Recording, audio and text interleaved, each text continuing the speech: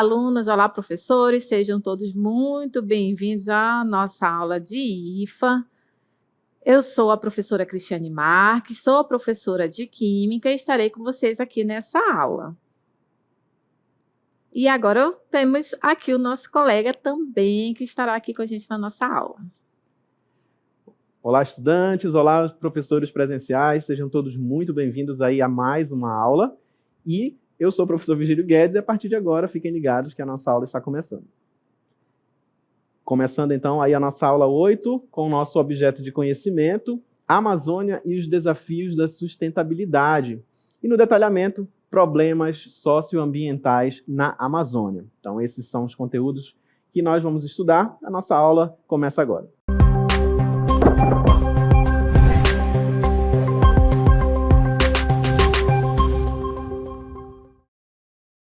E a gente vai conversar um pouco mais sobre a Amazônia, né? A gente vai ver um pouco mais desse bioma, conhecer suas características, vamos ver como ele é formado. A gente já sabe um pouco dessa importância da Amazônia para o planeta inteiro, né? E a gente vai continuar a estudar sobre isso e ver alguns problemas socioambientais relacionados, né, com o meio ambiente, certo? Então, olha aí, nessa imagem a gente consegue observar um pouco dessa paisagem característica desse bioma, né, que é o bioma Amazônia, certo?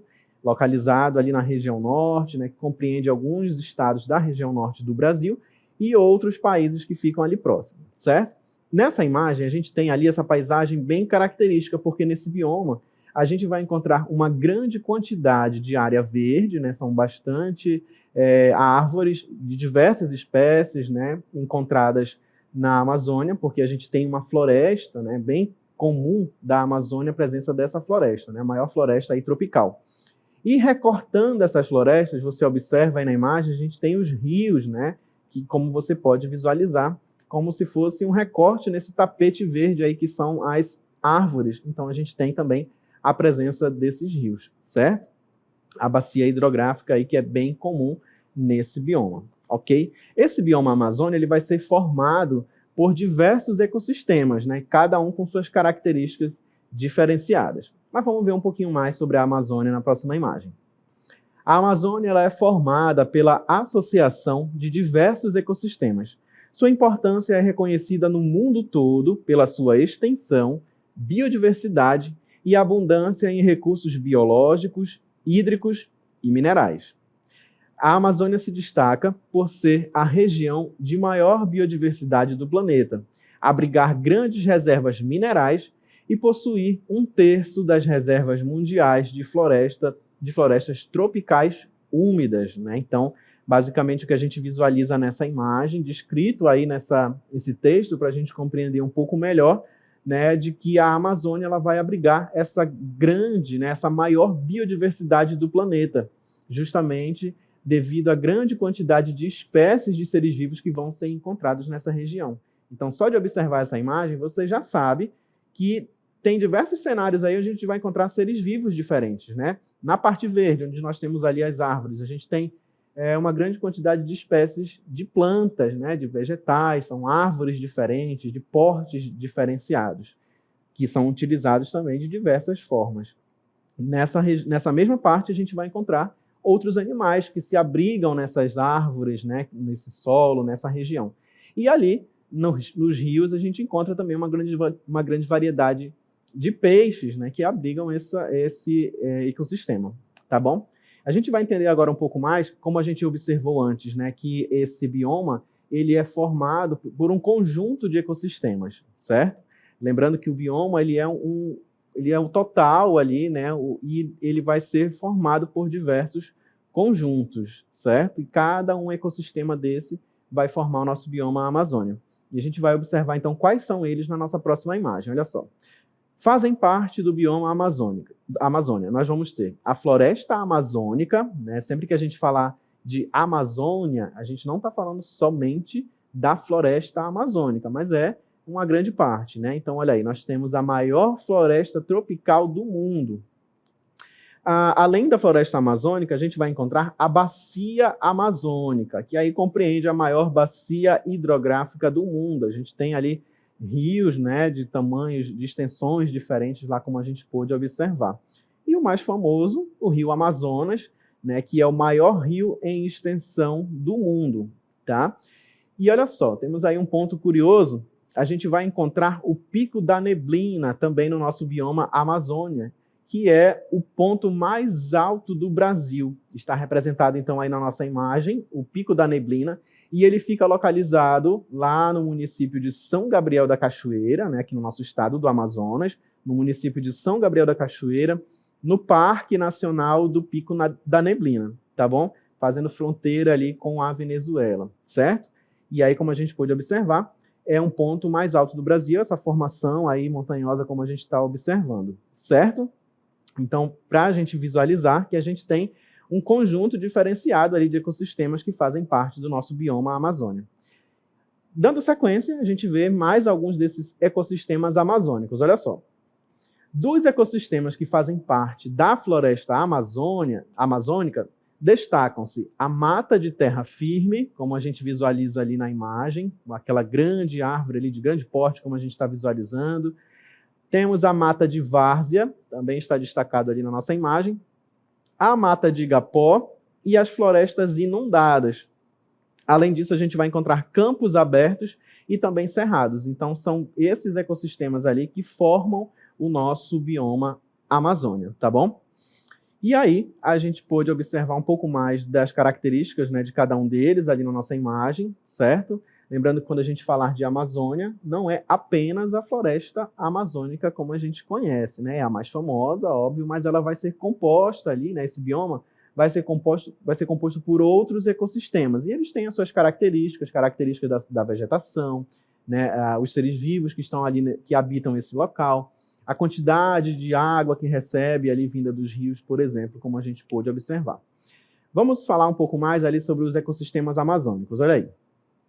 A floresta amazônica ela apresenta autossustentabilidade, ou seja, há um ciclo permanente de nutrientes que mantém o sistema, né? Então, como a gente está dizendo, aí essa autossustentabilidade, né, a partir desse ciclo aí dos nutrientes que vão do solo, né, aos vegetais, por exemplo, depois eles voltam, né, quando caem ali as folhas, quando caem aquela matéria orgânica, né, que ela volta ali para o solo, ela vai entrar em decomposição e esse recurso, ele volta, esses nutrientes voltam para o solo, tornando o solo ali, né, mais propício a originar outras espécies, certo?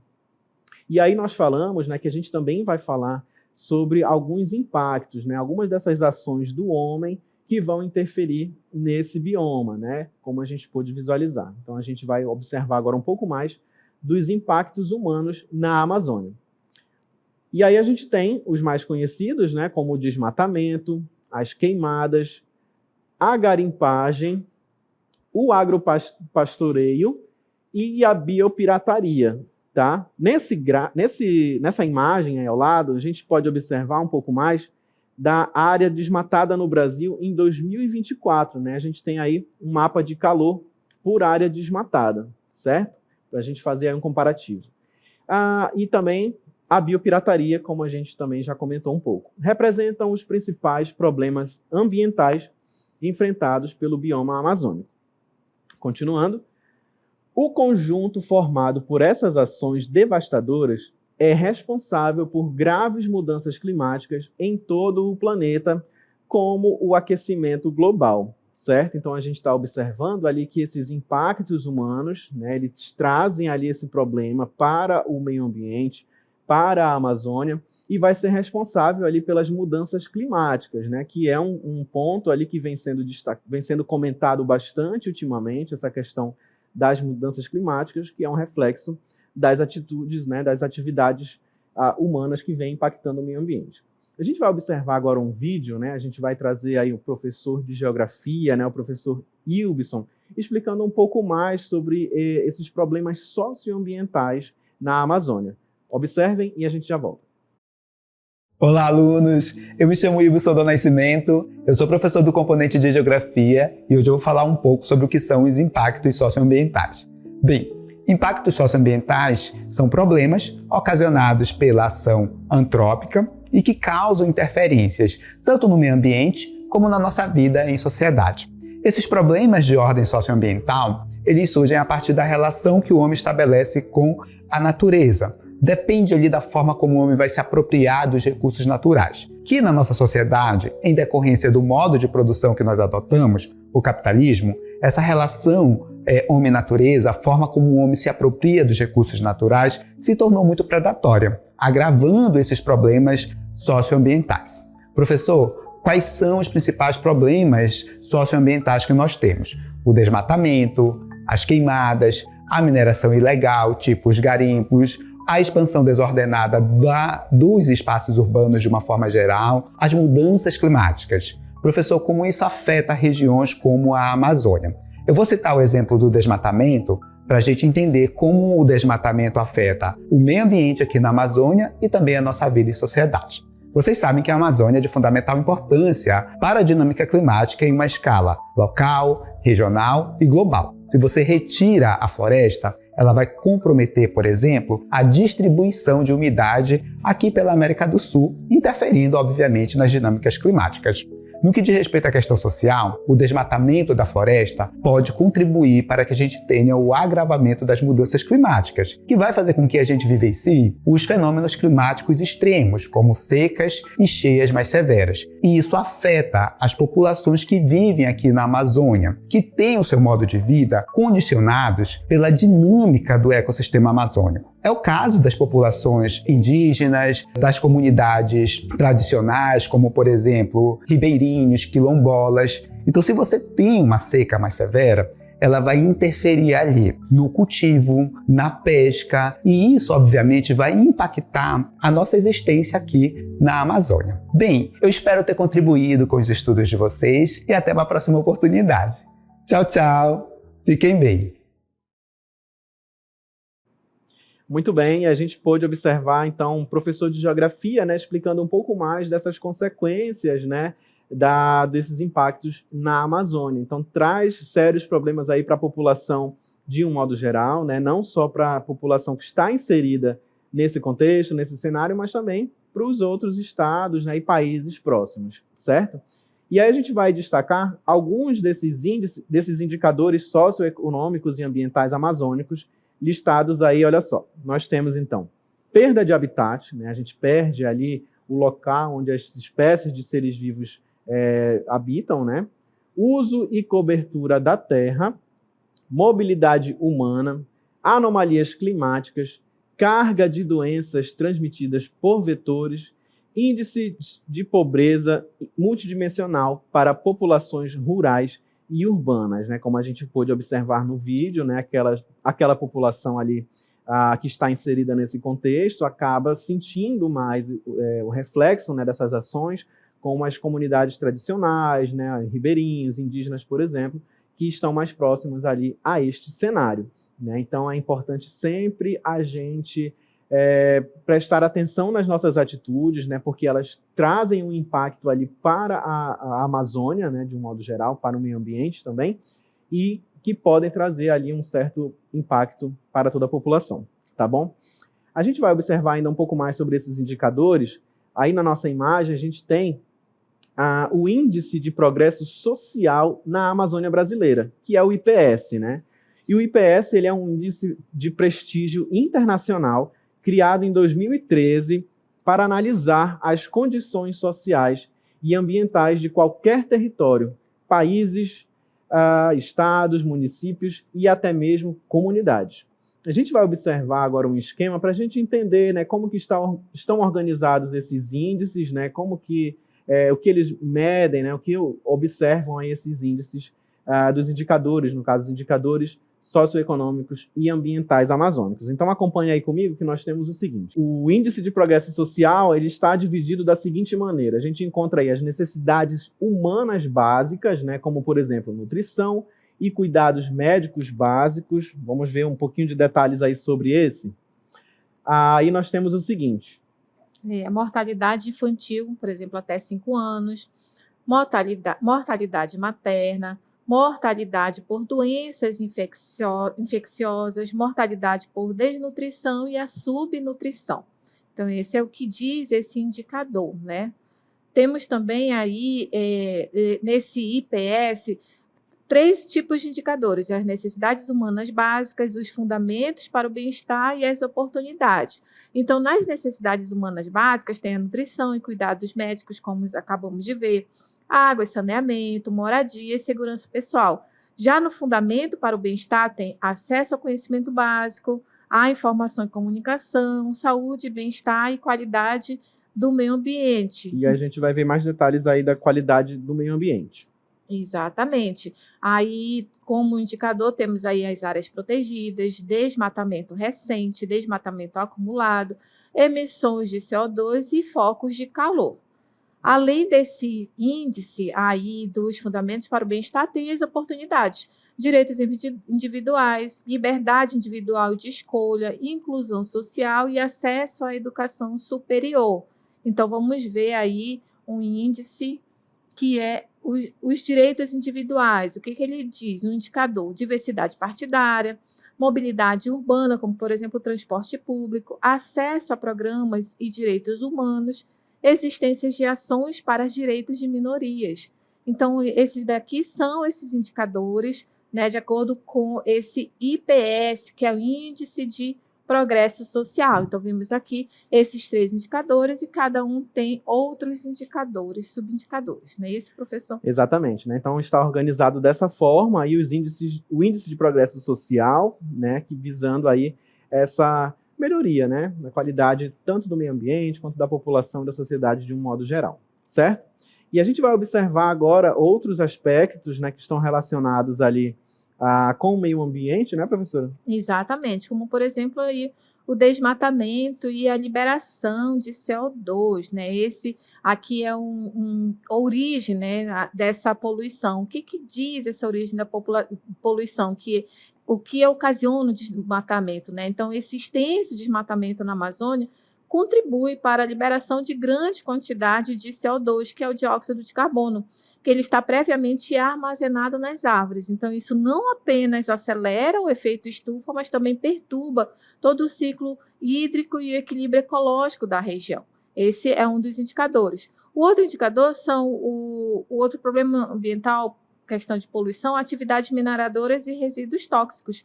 Então, as atividades mineradoras na Amazônia, elas resultam na extração de minerais, mas também na liberação de resíduos tóxicos. Não, esse é um grande problema. Então, esses resíduos, eles podem contaminar corpos d'água, podem afetar a fauna e a flora aquáticas e também representar um risco à saúde das comunidades locais. Ok? E aí um outro seria a agricultura intensiva, né? E o uso de agrotóxicos, né? A agricultura em grande escala, por exemplo, frequentemente faz o uso intensivo de agrotóxicos para combater pragas e doenças. Só que, no entanto, esses produtos químicos podem lixiviar para o solo e corpos d'água, afetando negativamente aí toda a biodiversidade, possivelmente entrando na cadeia alimentar humana. E também tem as consequências químicas, né? A acidificação do solo, por exemplo, devido à exposição prolongada a poluentes. Então, a presença contínua de poluentes, muitos dos quais eles têm a natureza ácida, eles podem alterar o pH do solo, isso tornando o solo mais ácido. O que acontece? Prejudica a saúde do solo, afetando os micro-organismos benéficos e a capacidade das plantas de absorver nutrientes essenciais. Uma outra consequência química é a contaminação dos cursos d'água e impacto da fauna aquática. Esses poluentes, que são provenientes de diversas fontes, como agrotóxicos e resíduos da mineração, eles podem entrar nos rios e nos lagos da Amazônia. E isso afeta a qualidade da água, tornando a água tóxica para muitas espécies aquáticas, que podem sofrer mutações, declínio populacional, até mesmo extinção em determinadas áreas. E aí também tem os parâmetros de qualidade da água. Então, tudo isso que nós falamos, né, aqui dessa questão da poluição, a gente tem esses parâmetros de qualidade da água, porque para caracterizar uma água são determinados diversos parâmetros, os quais eles representam as suas características físicas, características químicas e biológicas. E esses parâmetros, eles são indicadores da qualidade da água e constituem aí impurezas quando alcançam valores superiores aos estabelecidos para determinado uso. Então, sobre esses parâmetros, que podem ser os físicos, os químicos e os biológicos, a gente traz aqui, primeiramente, para vocês os parâmetros físicos. Vamos ver quais são esses parâmetros físicos. Temperatura, sabor e odor, sólidos, que podem ser sólidos em suspensão ou sólidos dissolvidos, cor, turbidez, condutividade elétrica. Então, por exemplo, a temperatura. A temperatura, esse parâmetro físico, é a medida da intensidade de calor, né? Então, é um parâmetro importante porque ele influi em algumas propriedades da água, como, por exemplo, a densidade, viscosidade e o oxigênio dissolvido, com reflexos sobre a vida aquática. Então, a temperatura ela pode variar em função de fontes naturais, como, por exemplo, energia solar e fontes antropogênicas, despejos industriais e águas de resfriamento. Então, a gente viu, assim, acho que uns 2 ou 3 anos atrás, um parâmetro, né, essa questão da temperatura dos rios da Amazônia, quando a temperatura alterou e vimos muitos peixes mortos por causa desse parâmetro que foi alterado ali em consequência dessas ações climáticas, né? Foi no momento de seca, consequentemente ali diminuiu o volume do rio, aumentou a temperatura e muitos peixes morreram porque a água não estava no seu parâmetro físico adequado ali para aqueles animais, certo? Então, vamos continuar vendo mais alguns parâmetros. Por exemplo, sabor e odor. Eles resultam de causas naturais. Então, se você observa que a água tem um sabor e tem um odor, provavelmente ali aquela água está poluída. Porque elas resultam aí de causas naturais, como algas, vegetação e decomposição, bactérias, fungos, compostos orgânicos, como gás sulfídrico, sulfatos e também artificiais, que são provenientes de esgotos domésticos e industriais. Então, na verdade, o padrão de potabilidade da água é a água completamente inodora, ou seja, sem sabor e sem odor. Se tiver sabor e odor, provavelmente aquela água está poluída.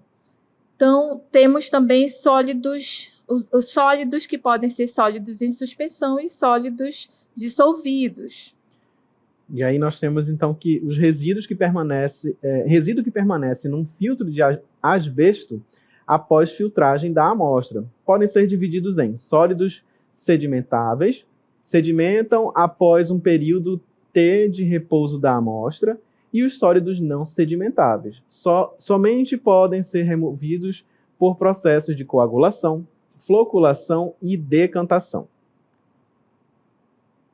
E os sólidos dissolvidos, né? Temos material que passa através do filtro e representa a matéria em solução ou em estado colonial, então presente na amostra de efluente. Então, esses aqui são os parâmetros físicos. Além desses que nós vimos, tem também a condutividade elétrica, a turbidez, cor. Então, se tem alguma alteração ali, quer dizer que provavelmente aquela água está poluída. Esses são os parâmetros físicos. E agora, nós vamos assistir a um vídeo falando sobre os parâmetros químicos da água. Vamos lá.